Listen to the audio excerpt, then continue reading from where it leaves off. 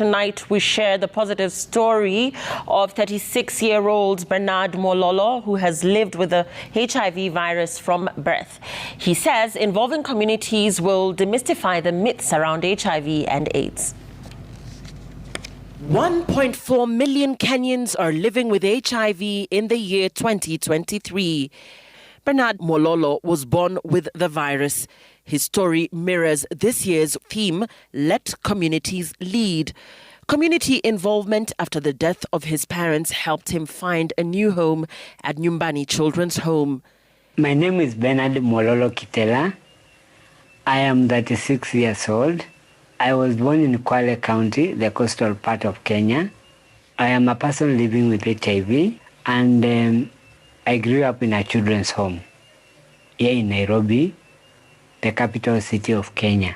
The reason why I grew up in a children's home is because my parents passed on because they were HIV positive, and that time there was no medication. The ARVs were not easily available, and so that is what happened.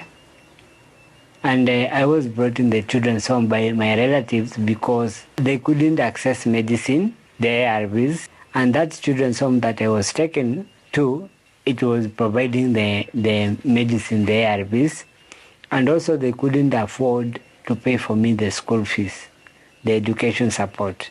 So they opted to look for a children's home for me, and that is Nyumbani Children's Home. The children of God Relief Institute, Nyumbani, a Swahili word meaning a home, provides care and treatment to HIV-positive children. One of the privileges in my life, it is living in Nyumbani Children's Home, because I think if it was not for Nyumbani, I'll not be where I am today. People living with HIV need a lot of support, but living in that home, there were medical people, there were counselors, there were nutritionists, and there were even very big doctors who could guide us and just be with us and make us understand and accept ourselves. Bernard says stigma continues to be a major impediment in the fight against HIV. In his community outreach, he has observed that some persons living with HIV shy away from disclosing their status or picking their ARV drugs out of fear of stigma. Out of the 1.4 million Kenyans living with HIV, only 96% are on treatment. It's shocking that in 2023, in this century, people are still discriminating people living with HIV. And also I give hope to so many people who are HIV positive and they have to hide their medicine so that they can take them because they fear the stigma. Somehow I experienced stigma from my first girlfriend. When I disclosed to her my HIV story and told her I'm positive, she left me. And I really loved her. By staying on treatment and practicing positive living, Bernard has lived a normal and productive life. Living with HIV has taught me so many things. Number one, to believe in myself and believe that I have a great future. Despite me living with HIV, as many people used to see it as a can't live, I am a testimony that anybody who is living with HIV here can finish their education and still go and work. And also they can be parents.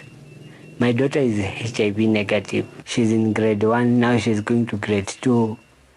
She's one of my priceless, my best gift from God, because, just imagining that you are positive and you are raising a negative child, it's not something to take for granted for. It's something to smile about. I got a girlfriend. I found this girl who was talking about HIV, and I saw like this one we can match, and that's how we met. She's also an HIV activist, so we met in TikTok. I joined her live, and it has been one year, 1 month, and we got engaged. I proposed to her twice actually, just to make sure that she loved me, and she confirmed it. So It is an amazing journey when you love somebody who understands you. Having grown up at Nyumbani Children's Home, Bernard is now a HIV/AIDS activist and works with Nyumbani Children Home's Lea Toto program, a community-based outreach program that provides services to HIV-positive children and their families. At Nyumbani Children's Home, which is based at Karen, we are serving 94 children under care. We also have about 13 children on respite care.